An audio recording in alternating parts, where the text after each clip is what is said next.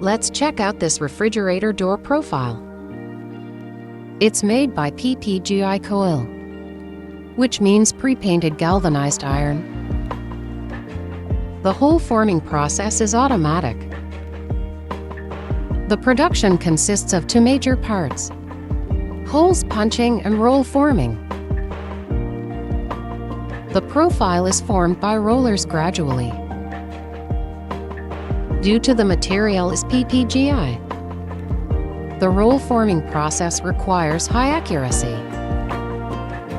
Otherwise, the paint and seam coating will be scratched off.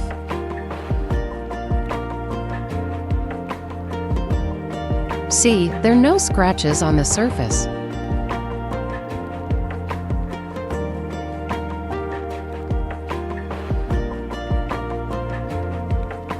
It's really labor-saving, and the shape is perfect.